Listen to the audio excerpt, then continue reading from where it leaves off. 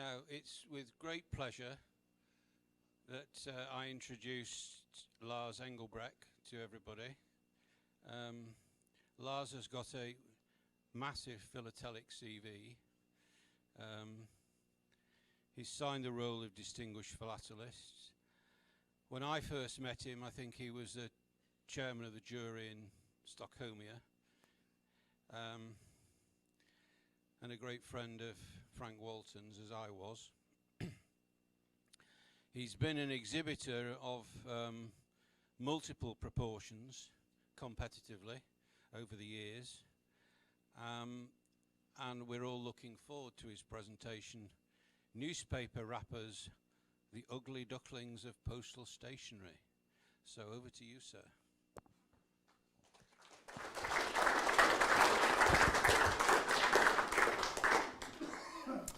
Thank you very much, Mike, and thank you very much for the invitation to present here today. As one of my so-called friends told me just a minute ago, Lars, using the word ugly is probably not the best way to promote wrappers as a collecting area. True, but it's honest, and I like a good challenge. So I chose wrappers, newspaper wrappers. That must be the most difficult thing to make a presentation about, so that's what I did. But why call it ugly duckling? Because it is basically the normal perception of wrappers among postal stationery collectors. This is just a long piece of paper. There's no message. There's usually no additional stamps. And these wrappers were often torn off from the newspaper and went straight into the rubbish. And the cancelling of the wrappers is often quite smudged. Of course, it was hand-stamped on a soft newspaper, so making a really nice postmark is difficult, and finding it even more. They are difficult to mount, difficult to exhibit, and it's one of the least collected types of postal stationery. That's a good challenge. And you could ask yourself, how boring can wrappers get? I have the answer to that question. You can look at the Danish 1935 issue. That is as boring as wrappers get. So I can imagine the printer saying to the Danish post office, hey, we have some very, very cheap brown wrapping paper.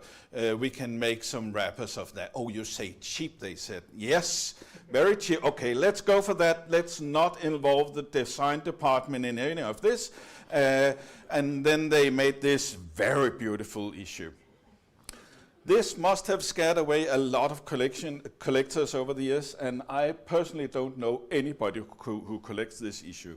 So that's a good challenge. The challenge is getting better and better here.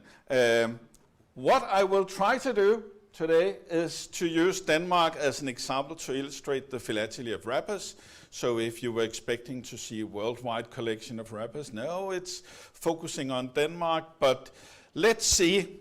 The challenge for me here is to convince you that the ugly duckling, using Hans Christian Andersen's fairy tale, let's see if it can actually turn out to be a beautiful swan or something similar. Perhaps not beautiful, but hopefully interesting at least.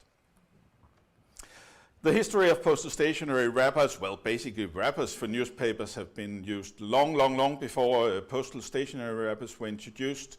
And the first countries to introduce wrappers as stationery were the United States in 1861. Then we have New South Wales, North Germany, Victoria, Romania, and Great Britain in 1872.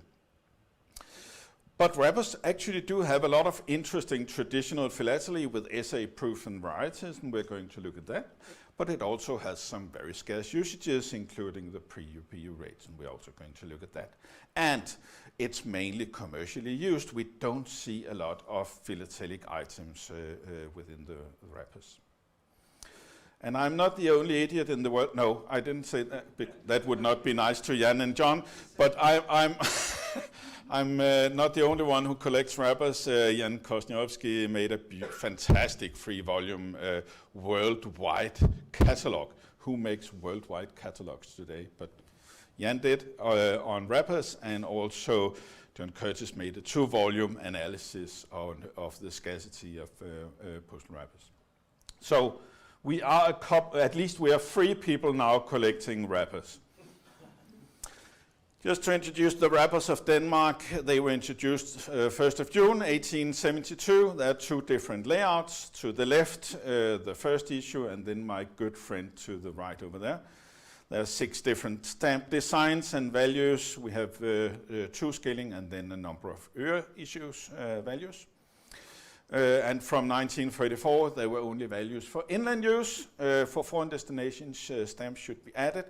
And basically, I think that the wrappers, the 1935 issue was so ugly that the sales just diminished, and they stopped producing wrappers in Denmark already in 1946. So that's what we're going to look at in 2 parts. First of all, the traditional part with essays, color proofs, UPU specimens, die proofs, wrappers sold in sheets, plating, varieties, double prints, and bundle bands.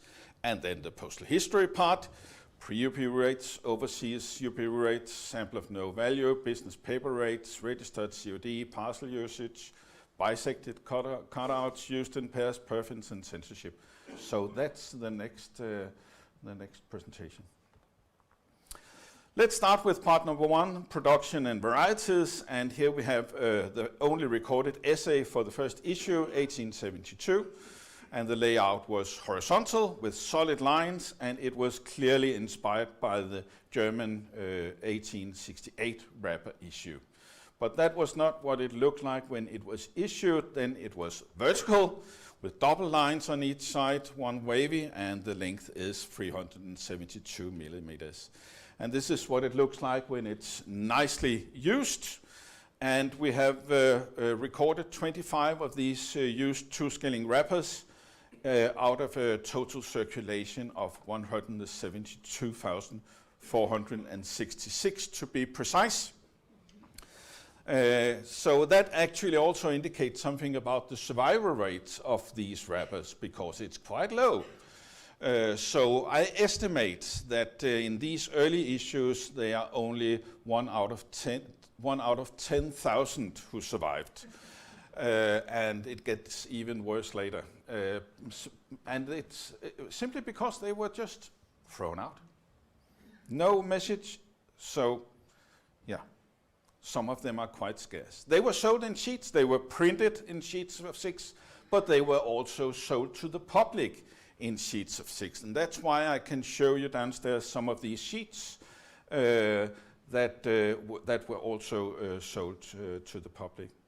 We know of 1 proof sheet, and you can see the wider margins here, and the printing is also a bit different, and it's actually a color proof for the blue, and we know that because 2 other sheets were made, a purple and a red, but they were cut up, so the only full sheet of proofs we know is the blue one.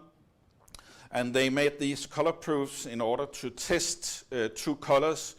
The purple was used for the free scaling stamps, which was the Nordic printed matter rate, and the red one was for red 4-scaling stamps, and that was for foreign printed matter rate. But they didn't issue these, and we have a long correspondence, and you can see it in the handout as well. So there was considerations about issuing both 2 and 3 and 4 scaling wrappers, but they decided only to issue the 2 scaling. We have excellent recordings of the numbers of wrappers printed in Denmark, so we can basically divide into the 2 scaling into 5 printings, and you can see the colors are quite different, and we know exactly when each of the printings were delivered from the printing house to the post office, and how many were issued of each. Then we can also do some plating of this first issue, the 2 scaling wrappers. So here we have the 6 positions, and the easiest way of doing plating of this is to look at the top end of the wrappers. And that's a good idea because you can always see the top end of the wrappers because that was where the gumming is. So the top end of the wrapper is always on the back of a wrapper. So in order to do this, you simply take a wrapper like this, and then you compare it. So position 1, do the end of the lines look like the position 1? No. They don't really look like each other. We go to position 2. Do they look like each other to the, yes, they could actually, yes. What about to the right? Yes. So that's a match. We know now that this wrapper is position 2, and it's a very easy way of plating the early wrappers. I am also downstairs showing some delivery notes. This is from a small town in Jutland called Varde. And it was sent out, this delivery note was sent out together with the first delivery of wrappers to the post office in Varde. And on the 27th of May, 1872, they received 100 sheets of wrappers.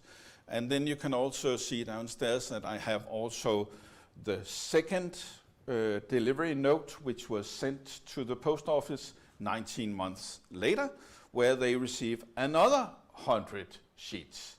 So now we know exactly how many wrappers were sold from a small town in Denmark, and that equals 1 wrapper per day. So that's the amount of wrappers that is sold from one town. And if you remember, there were 25 recorded usages preserved today of this. None of them are from Varde. So these 600, we don't know any of them today. In 1875, we changed our currency from skilling to øre. This could be a very good time to practice the pronunciation of the Danish language, I think. So I would like you to all say øre. No, not øre. No. Let's try again. Øre. Yes, much better. Thank you very much. Birte won the prize for the best pronunciation. Yeah, you cheated. Yeah. And the 4 øre wrappers were also sold in sheets of 6, and it's very easy to identify the positions 1 and 6 because you can see the white left edge and the white right edge in position 1 and position 6. We know of one black print from 1901. We don't know why it's printed, but we know it's from 1901 because it's exactly the same varieties as an issued four-year wrapper used in 1901. And when you have all the time in the world when the girls are watching movies at home, then you sit and do stuff like this. So you identify small dents and breaks in the value stamp, the imprinted stamp, and then you can make overviews like this. I'm probably the only one in the world who ever looks at it again, but it's very satisfying to do. And if you are really, really into this, you can also measure the distance between the lines because it develops over time. And then you can make a wonderful picture like this. And isn't this just interesting? So you can see the development. Yeah, again, I'm probably the only one in the world. Different paper qualities, yeah. The gumming, you can actually see the gumming applied with a brush in the beginning to the left and the gumming applied automated in the machines to the right. Yes, that's what I find very fascinating. I hope you agree. Then we have some die proofs. They're quite scarce actually. I have I'm showing 3 downstairs. And it is for the wrappers, it's not for the stamps, it's for the wrappers. And then we have some oddities. This one is clearly miscut with the 2 lines to the right. And this is a full double print, so 1922. And in 1919, the paper was getting scarce, it was getting expensive, so they wanted to use all of their remaining stock, and they did overprints, and these are overprint essays. Luckily not actually used because they are, not very nice. Okay. From 1888, the wrappers were delivered in bundles of 25, one bundle 25 pieces, 5 øre wrapper, and the bundle bands were made in matching colors with the imprinted stamps. So green bundle bands for green stamps, and blue for blue, and red for red, etc. Then we also have the UPU specimens. Like all other countries, Denmark sent in both stamps and postal stationery to UPU and Bern. And on the postal stationery, not the stamps, but on postal stationery, there were made notations about the year of receipt. So in the beginning, it was applied in pencil, and later it was applied with a hand stamp. And this is well described by Alan Huggins. And these UPU specimens was later sold from the archives to Sumstein in Switzerland, and I think he made a fortune on selling it to me and others. But anyway, an interesting small part of the wrapper history. So that was the traditional part. Let's go to the usages. And this is, of course, the natural environment for a wrapper around a newspaper. And they are actually quite difficult to find with newspapers. So, I'm lucky to find one once in a while, but they were thrown out, of course. And the usage for wrappers is, of course, for printed matters. There was a reduced printed matter rate, and printed matters should be sent open so the content could be inspected. No handwritten messages were accepted. If there are handwritten messages and they find out, it's charged as letters. And I just love this to the right, where it's sent to Chile in South America, and it has a notation with confidential. So, sending an open wrapper with I would read this. If I were any post clerk, I would open it. What's confidential in here?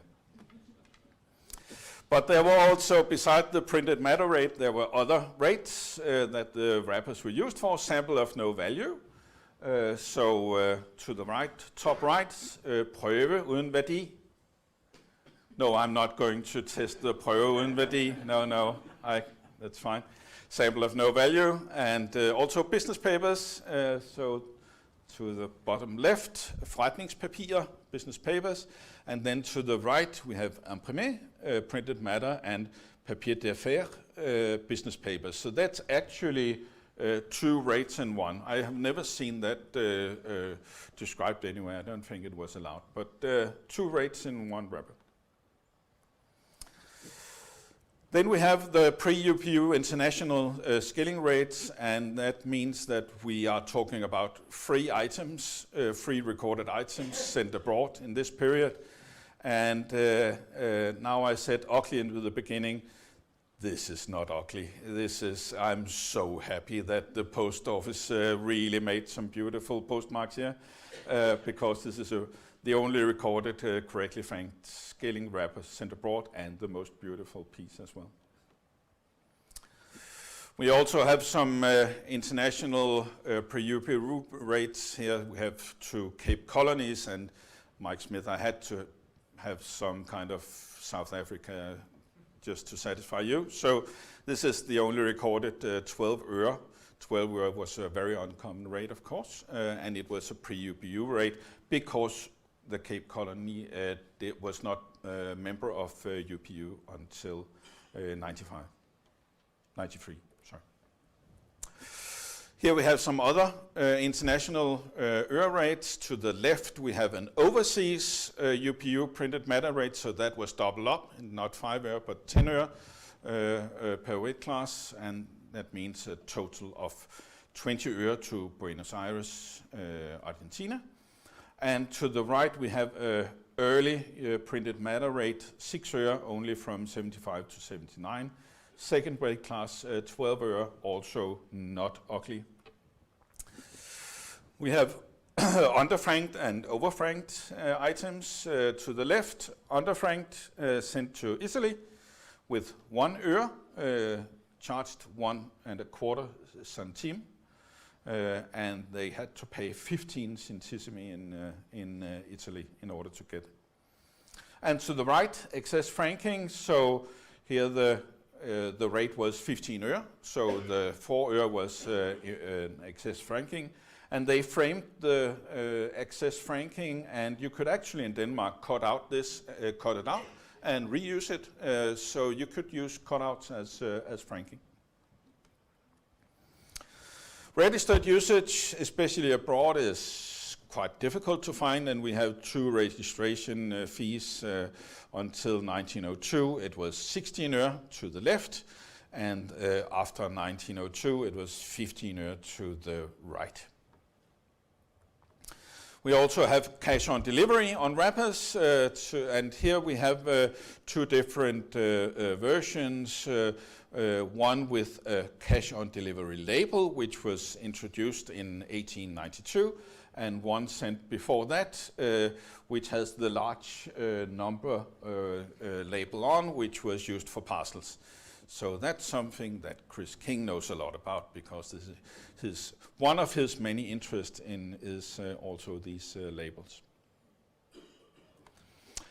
And this is a wrapper sent as a parcel, and it was sent as a parcel because it weighed more than 500 grams, more than half a kilo. You could not send printed matters weighing more than 500 grams. So when they received this at the post office, they said you have to send this as a parcel. And you can see that the parcel label is up there, and it was accompanied by a parcel card.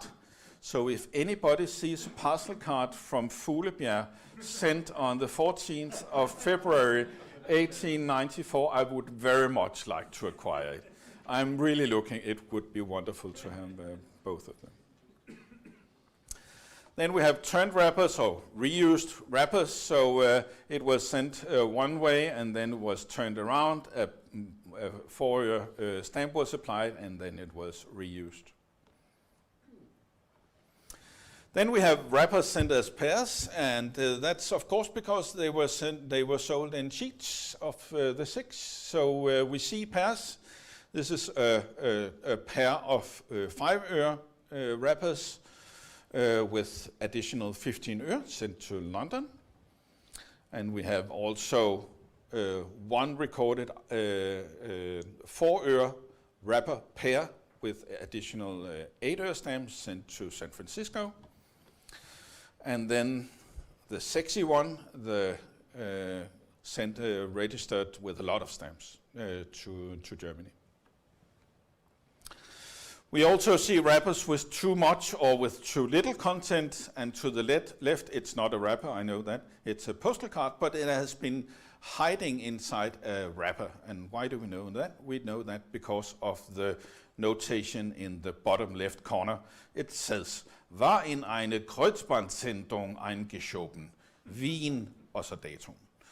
And that means it was inserted into a wrapper and then in Vienna, and then it was forwarded to Dresden. So it was sent to Copenhagen, and then it must have gotten into a newspaper in a wrapper, and the wrapper was sent to Vienna, and in Vienna they found out, and then they forwarded it to Dresden. So if anyone finds a wrapper sent from Copenhagen to Vienna on the 2nd, okay, you know, I'm looking for that one as well. And to the right, we have a hand stamp, British hand stamp, found in the newspaper branch without contents. So this must have happened on a regular basis, otherwise they wouldn't have made a hand stamp. Yeah, and it's torn on the back, so it has opened up and the newspaper has fallen out. But anyway, it has been sent on to Norfolk and back to my collection. We also see wrapper cutouts, and this was completely legal, bisected wrapper cutouts from the Faroe Islands for a very short period in 1919.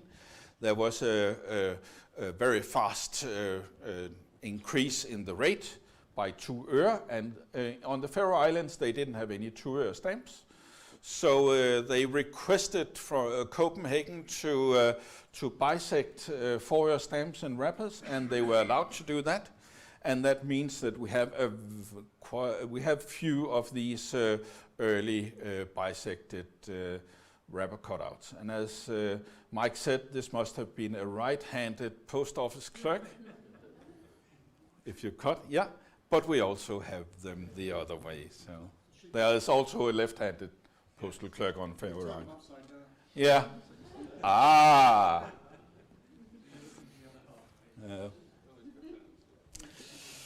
Then we have Christmas seals. It's not very often we see Christmas seals. Denmark issued the world's first Christmas seal in 1904. We don't see them very often on wrappers, of course. It was mostly on greeting cards. And to the right, we have I have a perforated initials, and this was made by a company in the city of Aalborg, and it has a triple imprint. So this machine could actually perforate 3 stamps in one go, and when you put that on a wrapper, it looks like this. So it's one printing with 3 times JHK. And then we also see some interesting censorship on wrappers. So this is a Danish censorship. The red with the postmark with the crown in is a very common censorship, and then it says with a hand stamp, from foreign control, return to sender, and it also says in the other hand stamp, mail service stopped, return to sender. So it was not possible to send anything in May of 41 from Copenhagen to Paris. And then we also have Russian censorship. The Russians introduced printed matter censorship already in 1873. They didn't want any good ideas to come in about revolution. They didn't have much success with this censorship, obviously. But there's a lot of different hand stamps from each of the cities in Russia, Poland, etc. And they are catalogued and collected by this Russica Society of Russian Philatelic, and they also record how many usages, and this particular hand stamp is only recorded in 4 used items. Yes, so that was my story about newspaper wrappers. I'm going to leave you to do the conclusion if it's still really ugly and boring, or if perhaps it's a little bit of a beautiful swan. But thank you very much for listening.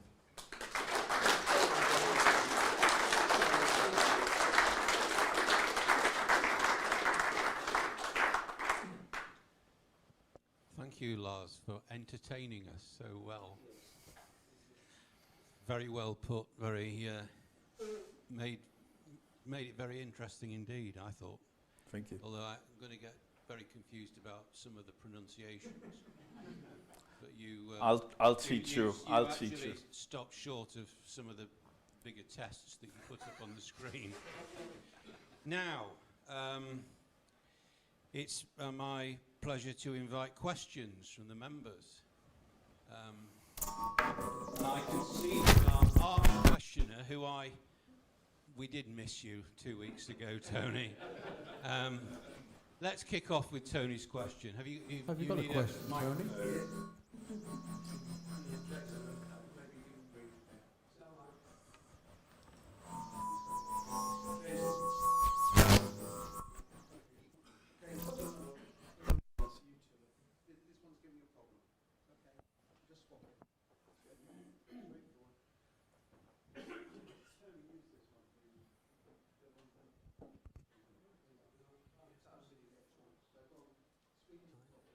Thank you very much, Lars, for your presentation of this very rare material.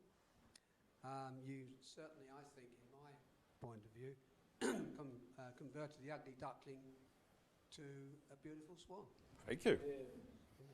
I read your book, your handout, thank you very much. The maximum weight for using the maximum weight you could send was 500 grams, half a kilo, and in 12 weight groupings. And what was the first weight group? Up to 50 grams. 50 grams, okay, thanks, about 2 ounces. The two perfumes you show, AU, presumably doesn't stand for Arum, gold, and JHF. Have you identified those two issuers? I don't have to do that because they're excellent catalogs. So there is a whole perfume society, and they have described everything, so we know which company, when it was introduced, and the early ones were actually officially approved by the post office, and we have the post office recordings of. So when did they allow this perfume to be used? So everything is well described, not my doing. Finally, I can tell you that the use of the word confidential, it has two meanings in the sense that whoever's sending a newspaper has written confidential, meaning that if it's gone to a company and it's really for the addressee to open only, it doesn't necessarily mean that this is secret. Thank you. Thank you. Peter. Thank you. Thank you. It's neither an ugly duckling nor a beautiful swan. I think it's a pigeon which goes orr, orr, orr. However, more seriously, is it necessary for the wrapper of a newspaper to have an imprinted stamp to be a piece of postal stationery? Yes. Or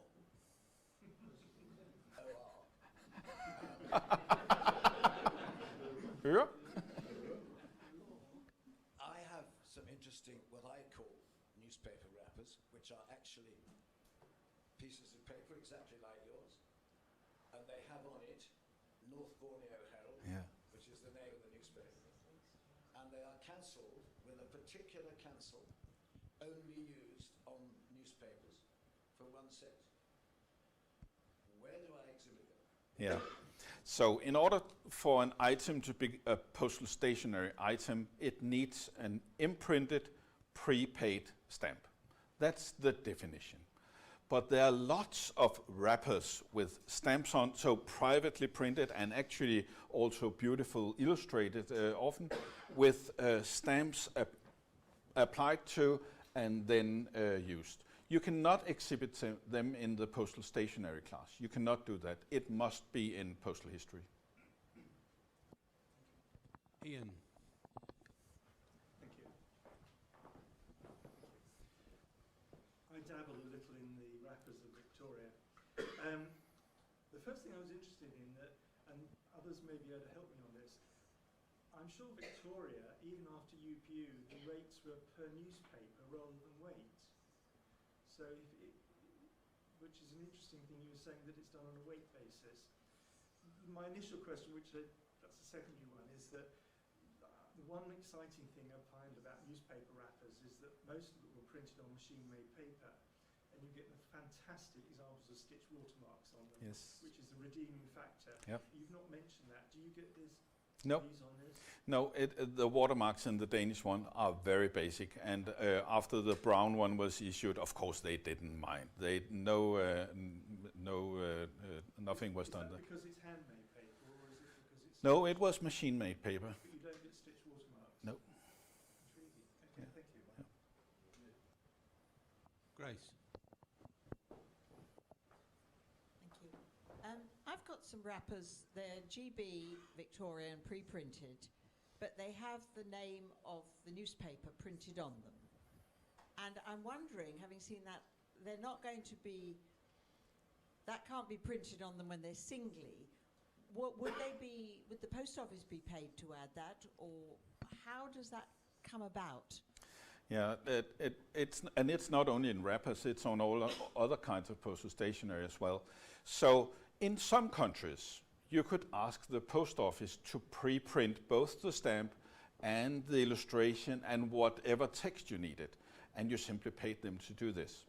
In other countries and other periods, you had to do that yourself. So you bought the postal stationery and then you asked the printer to add whatever you wanted afterwards. So we see both, and in Denmark we actually have both. So we both have the post office complete print, and we have additional print privately made afterwards. I don't know, but we can have a look at your items and find out which it is. Is that of the address or actually of the stamp? It's the post office always prints the stamp. Yes, but can do you give them paper and Yeah. then they will put the stamp on? Yes, from 1921 in Denmark, you could hand in whatever kind of paper, envelopes, postcards, wrappers, whatever, and then ask them to print the stamp, or print the stamp and additional illustration on or text, usually the sender name and address. So that was, and I think it was exactly the same here in UK. Yeah. James. I have a maths question, Lars. Sorry. On one of your earlier slides, you said there was 25 known used copies of a particular item, and there was 200 and something or other thousand printed. So you said 1 in 10,000. 1 in 10,000. But how many mint ones are there remaining? Because you need to take those off. So how many mint ones are there? No, yeah. Besides the 25, there are also mint ones. But in general, we say 1 in 10,000 because this two-scaling, it was the first issue. Of course, collectors wanted to have the mint ones. So we see there's probably 100 mint or something like that, additional. But I'm talking about used items only. Thank you. Yeah. Are there any other questions from the floor? Just a comment. Okay. Thank you very much. In the 19th century or early 20th century, newspapers were maybe a big sheet of paper folded up, and there'd be like maybe 4 or 8 pages only. So the newspaper would have agreed with the post office that if to have their name, like the Times or something, printed on the wrapper, there would be an agreed maximum number of sheets. Yes. So the weight would be known already. Yes. And that's probably also the question we had here about the number of newspapers, because it was an agreed weight. Great. Yes. Thank you. Yes, John. Do you only collect the Danish newspaper wrappers, or do you collect wrappers from all over the world? I collect from certain countries like Uruguay, New South Wales, British Central Africa, so Netherlands, Italy, some country. I don't collect worldwide. But in order for me to do a thorough presentation, I needed to do with the material I have the most of, and it is Denmark, of course. Yes. Thank you. During your presentation, you alluded to the fact that you had 2 other competitors who'd done catalogues. Yes.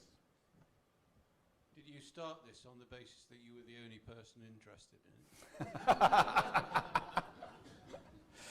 it? No. Well, I have collected postal stationery now for 40 years, so I know it's boring and people find it very, very peculiar that I collect this, but I've gotten used to that, and I actually enjoy it, even the wrappers, even though it's not on the top of my preferred list. And again, it was a challenge to find some kind of theme here that was difficult to present about. So, yeah. I think it's worked very well. Thank you. I think it has worked very well. And to that end, I'd like to ask Chris to do the vote of thanks, please.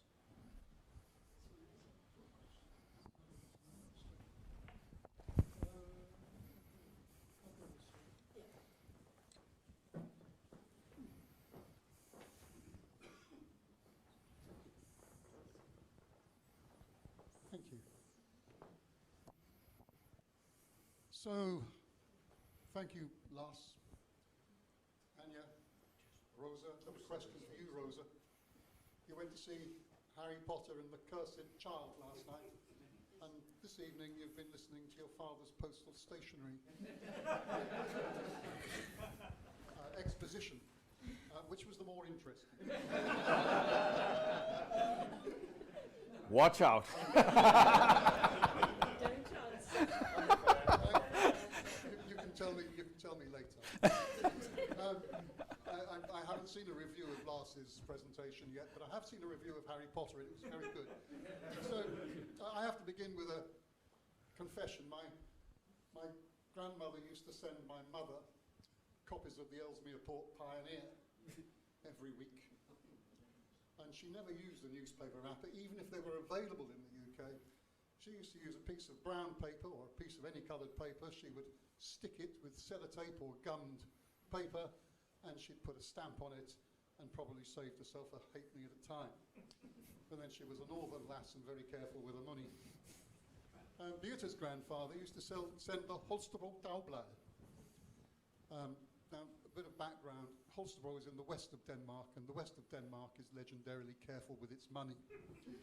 So Beata's grandfather, and it was after 1946, so he didn't have the choice of using wrappers, would very sneakily used envelopes, and he would slit the side of the envelope, wrap it round the newspaper, lick the gummed edge of the envelope, and stick it down. So, you know, he was very careful. He ran quite a good business as well, I might say. So they were the enemies of stationery collectors, really. So there's no newspaper wrappers in our family, and I've never collected them. Well, Lars did bring me one today. So I've got the first piece of... It's a good start. Yeah, it's a double wrapper. But the one that's downstairs in the frames, the 2-skilling wrapper with the yellow label on, is the one you really should have brought me, but it's going back to Denmark. But, of course, newspaper wrappers are difficult, as in any country, because, of course, what happened was they came into the household, they were bust open with a thumb, and they made it perhaps to the kindling for the fire or to the bin. And the survival rates are really very, very low. What James missed when he was asking his question is that if you divide the numbers that Lars gave us one into the other, it's 1 in 7,000, but we'll run at 1 in 10,000. So highlights today in the frames. Well, the essay, the mixed skilling franking. Sorry about Beat has been trying to teach me this for 54 years. I'm making some progress. The bundle bands. Wow, I love bundle bands. So I'm just as bad as your father, Rosa. So, and the registered wrappers and the usages. They were quite extraordinary pieces that we saw. And I really like the delivery notes and the order form in the last frame, because these internal postal stationery, if you like, the material that they use to actually run the post office is really very, very scarce. And those 3 examples there were wonderful. But of course, the presentation, what many of you might remember is that Lars presented here for a 5 o'clock paper on the 10th of April 2014, when I was president. And he spoke for 35 minutes then. This was entertaining, informative, erudite, and a paragon of brevity. It was absolutely perfect, and a rare thing to get as a presentation. And of course, we've learned about plating wrappers. I think that might have went over my head. We've learned about sales data, which is always very interesting. We've learned about measurements, and we've learned about the mysteries of the Danish language. I read earlier on this year that Danish is amongst the 10 most difficult languages in the world. Not because of the words, but because of the way in which they're pronounced. You know, I've got friends who say that Swedish is sung Danish, and that the Danes swallow all their words so you can't hear them. But nonetheless, the Danish language is something which I've shared with my wife for a very long time. One of our society's great strengths is its international nature. And we are so fortunate that going back to the beginning, philatelists from all over the world have wanted to join the Royal and to present at the Royal. Even in the first few years, we had Vittorio di Assassi, who was from Spain. We had Joseph Speranza, born in Malta. We had William Westerby. He was British, but he lived in France. If you look at our early records, about 10% of our members were residents, were born overseas. And that's another interesting thing. Denmark doesn't do overseas. It's an English word. In Denmark, it's foreign, really, udland. Overseas, we do from this country in English because we're an island. The Danes are not an island, and it's a different approach to thinking about it. But about 10% of our members in this early period were born overseas, and in fact our first publication was written by a Spanish philatelist. And we have been so fortunate that philatelists from all over the world have wished to join the Royal, or the Philatelic Society London as it was in 1869, and have been willing to come here and present at their own expense. So you come all this way, and what do you get? You get lunch if you're lucky, you get lunch and dinner if you're very lucky, and you get to buy your own handouts as well. So we are fabulously fortunate. Lars contributes immensely to philately, and we heard a little about this, but he's a fellow of the society. He's one of our representatives in Denmark, signatory to the Roble Distinguished Philatelists, the Pfeffer Medal for exceptional study and research, large gold medals for his exhibits, Crawford Medal for his book last year, a Lee Medal for the presentation he did in 2014, and he's served as chairman of the FIP Postal Stationery Commission. He's an accredited juror, a Danish International Commissioner. He was chairman of the Danish jury group, the Dommerkollegiet, the Danish Judges College. He's a member, or are you chairman of the Danish Philatelic Trust? Member. Member. And his current role, he's a FEPA board member, General Commissioner for Hafnia, so if we're going to go to Hafnia in October, you're unlikely to see Lars except scooting across the exhibition floor because he's so busy. And as a presenter, a renowned jury secretary. If ever you're running a jury anywhere in the world, Lars is the person to be its secretary because he's viciously organized. And in between these, and I expect he's being a Dane, he's thoroughly embarrassed that he's getting all this praise. Danes don't do that sort of thing. And in between these activities, he runs 2 successful businesses in Copenhagen. So Lars, thank you for today's presentation. Thank you for it being a model of a presentation. Thank you for everything you do for philately, and thank you very much for coming today. We are immensely grateful. Thank you.